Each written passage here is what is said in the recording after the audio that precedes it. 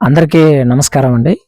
ఈ రోజున మన హృదయ శాంతి వృద్ధాశ్రమంకి నా పుట్టినరోజు జరుపుకోవడానికి రావడం జరిగింది. ఈ రోజున వృద్ధులకి అన్నది వారికి భోజన ఏర్పాట్లు చేసి మరి పుట్టినరోజు మరి చాలామంది పుట్టినరోజులు అనేది కేకులు కట్ చేసి బయటకు వచ్చి మరి ఆ ఫ్రెండ్స్కి వాళ్ళకి ఇచ్చి చేసుకుంటారు. అంటే అది తప్పని నేను అనను, కానీ మన పుట్టినరోజులన్నా కొన్ని ముఖ్యమైన కార్యక్రమాలు మనం ఈ ఒక అనాథ శరణాలయాలు వృద్ధాశ్రమంలో చేస్తే మంచిది అని నేను కోరుకొని మరి విశాఖపట్నం దగ్గరలో ఒక అనాథ శరణాల దగ్గర రావడం జరిగింది. వారికి ఈరోజు భోజన ఏర్పాట్లు చేయడం జరిగింది. మరి ఆ ముసలివారు చికెను మటను తినరు కాబట్టి వాళ్ళకి చేపలు తీపిచ్చి చేపలు వండించి ఇక్కడ వాళ్ళకి భోజనం ఏర్పాటు చేయడం జరుగుతుంది. దాదాపు ఒక 30-35 మంది వృద్ధాశ్రమంలో ముసలివారు ఉన్నారు, ఓపిక లేని వాళ్ళు ఉన్నారు. దయచేసి ఒకటి చెప్తానండి, వృద్ధాశ్రమంలో ప్రతి ఒక్కరు కూడా నేను చెప్పవలసింది మీకు ఒక మెసేజ్ ఏంటంటే, తల్లిదండ్రులు పిల్లలు ఉండగానే వృద్ధాశ్రమంలో వేస్తుంటారండి. అది చాలా వరకు రాంగు. ఎందుకంటే ఈ రోజు నువ్వు వాళ్ళని చూసిందే రేపు నీ తల్లిదండ్రులు నీ పిల్లలు నేను చూస్తారు. వాళ్ళకి ఏదైతే నువ్వు వాళ్ళకి ఏది ఇస్తావో మన అదే తిరిగి వస్తా అంటారు. ఇప్పుడు వాళ్ళకి తల్లిదండ్రులు మీరు చాలా మంది ఈ వీడియోలు చూస్తున్న వాళ్ళు ఒకటే గుర్తుపెట్టుకోండి, వాళ్ళు కనీ పెంచి ఎన్నో కష్టాలు పడి మనల్ని ఈ స్థాయికి తీసుకొచ్చిన వాళ్ళని వృద్ధాశ్రమంలో వేయడము చాలా వీడియోలు యూట్యూబ్లో చూస్తుంటాం. కోడలు ముసలి వాళ్ళని చూడకుండా కొట్టడము, కొడుకులు రావు గారు స్థాపించారు కమ్మా. ఇప్పుడు నడిపించేది ఉదయ్ కుమార్ గారు చాలా మంచి వ్యక్తి అండి. ఇప్పుడు ఆయన్ని ఈ యొక్క 25-30 మంది వరకు మరి ఆయన ఎంతో ప్రేమగా అభిమానంగా చూసుకోవడం కాదు, సొంత తల్లిదండ్రులాగా చూసుకోవడం జరుగుతుంది. వాళ్ళు ఏది అడిగితే అది, వాళ్ళు ఏం తింటా అంటే ఏ వృద్ధాశ్రమంలో ఇట్లా ఉండదండి. వాళ్ళు ఏం తింటారో అడిగి మరి తీసుకొచ్చి పెట్టడం అనేది నిజంగా గొప్ప విషయం. ఇది మానవత్వం, మనిషిగా ఒరిజినాలిటీ మనిషిగా ఏది ఆశించకుండా చేసే వాళ్ళకి ఇలాంటి సాధ్యపడతారు తప్ప ఏదో ఆశించి చేసే వాళ్ళకి ఈ టైప్ ఉండదు. మరి నా పుట్టినరోజు ప్రతి సంవత్సరం ఏదో ఒక వృద్ధాశ్రమంలో చేసుకుంటా నేను. కానీ ఇందులో అన్నది ఆ ముసలివారు ఏమైనా అడిగితే వాళ్ళకి తీసుకొచ్చి ఇవ్వడం, తినేది ఏదైనా కావచ్చు. ఎందుకంటే ఉన్న 4 రోజుల జీవితం ఎవరు ఎప్పుడు ఉంటారో ఎప్పుడు పోతారో తెలియదు. ఉన్న 4 రోజులు అందరూ హ్యాపీగా ఉండాలని కోరుకుందాం. మరి అలాగే ఈ వృద్ధాశ్రమంలో చాలా మంది ఇక్కడేమో కష్టపడి నిజంగా ఆపదలో ఉన్న వారికి, ఎవరో అండదండలు లేని వాళ్ళకి, మరి ఎవరో లేని పుట్ట అనాథులకి మాత్రమే ఇక్కడ ప్రవేశం, వాళ్ళని ఇక్కడ చూసుకోవడం జరుగుతుంది.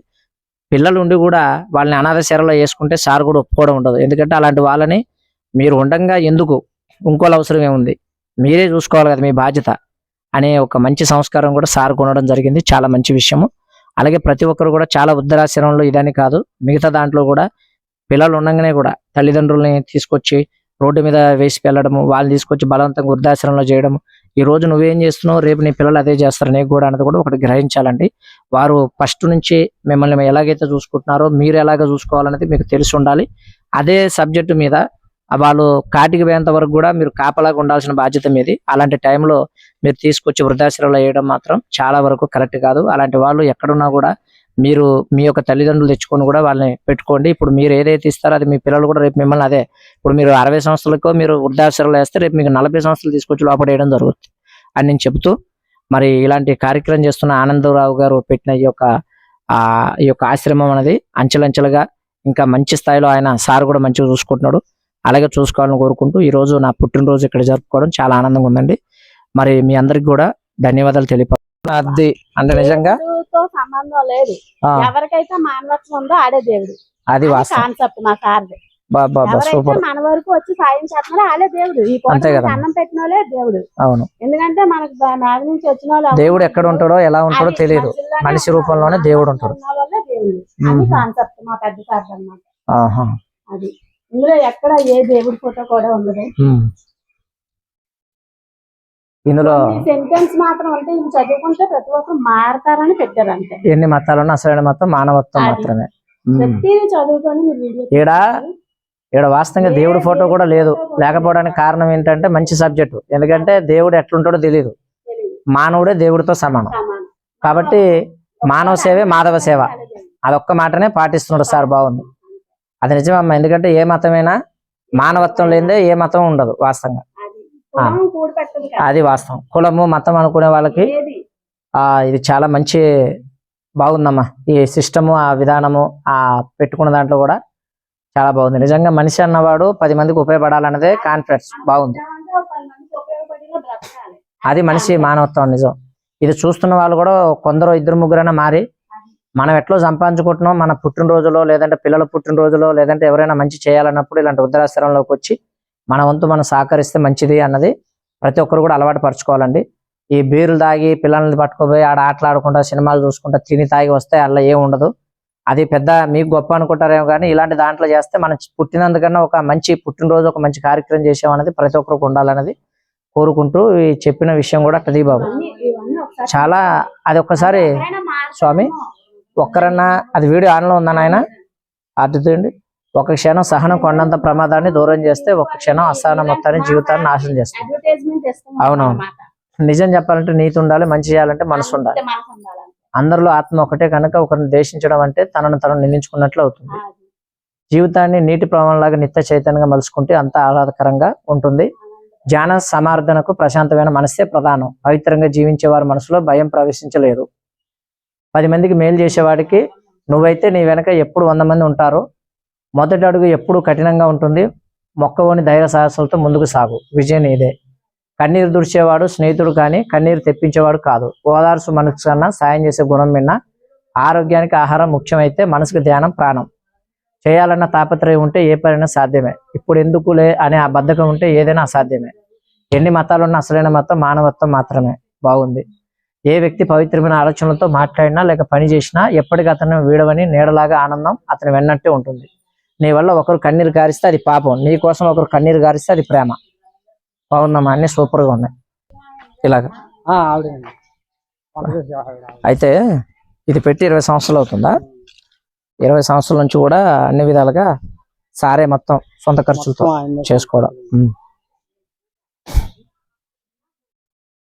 బాగుంది. కొంచెం వెనకాల నిదానం చూసుకొస్తాను. కొద్దిగా పొడుగు పెట్టుకోండి, అది లాగండి.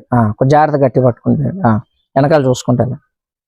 అంటే ఇవి చేయడానికి మెయిన్ కారణం ఏంటంటే చాలా మంది వెనకాల చూసుకోండి ఆయన. అయితే ట్యాంక్ వాటర్ ట్యాంక్ మొత్తం వాటర్ నిల్వ. అంటే ఎవరైనా మీనంటలు వస్తారు కదా అలాంటి.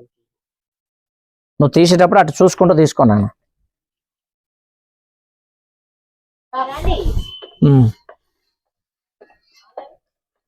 మీటింగ్ హాల్ అండి ఇది. ఇలాగా వెళ్ళేది అలా కూడా వెళ్దా? ఓకే. మీటింగ్ హాల్ ఇది. ఎవరైనా వచ్చి మీటింగ్ బర్త్డేలు అవన్నీ చేసుకోవడం. అది ఆప్షన్ కూడా ఉందా? ఇక్కడ ఏమేమి చేసుకోవచ్చు? పుట్టినరోజులు, వర్ధంతులు, తల్లిదండ్రుల మీద పేరు మీద వాళ్ళ మీద చేసుకునే కార్యక్రమాలు. తర్వాత ఏదైనా మనకి హ్యాపీ అన్నప్పుడు ఒక 20 మంది అది వాస్తవం. ఓకే అమ్మా, బాగుంది. అకేషన్ అక్కర్లేదని మా సార్కానికి మంచి మాట అమ్మా. వృద్ధులు, వికలాంగులు బాగుండి 10 మందికి అన్నం పెట్టాలనుకుంటే ఎవరికైనా అవకాశం ఇస్తారు. చూడండి, ఇల్లు వీళ్ళందరూ రూమ్ లో సార్ గడిచినాయి. ఒక్కొక్క ఇంట్లో ఎంతమంది ఉంటారమ్మా? ఒక్కరే. బాగా ఆరోగ్యంగా ఉన్న వాళ్ళు, బాగా బెడ్ రీడెడ్ ఉన్న వాళ్ళు ఒకలా ఉంటారు. ఎందుకంటే వాళ్ళ వల్ల పక్క వాళ్ళు ఇబ్బంది పడకూడదు అని. ఇవిడికి కాళ్ళు ఉండవు. మనం చీపురు తీసేసుకున్నా ఆ గుడ్డతో తెచ్చేస్తారు. ఆమెకి అవునవును. చూడండి, ఇలాంటి వృద్ధులు, ఇలాంటి వాళ్ళు వెనక ముందు వద్దు దండం పెట్టద్దు, మేమే పెట్టాలి వాళ్ళకి. వాళ్ళంత బతుకుతే చాలు మేము. ఇదంతా అందరికి ఒక్కొక్క రూమ్ అన్నమాట. ఇద్దరిద్దరుగా ఉంటారు. అవునవును అవునవును అవునవును.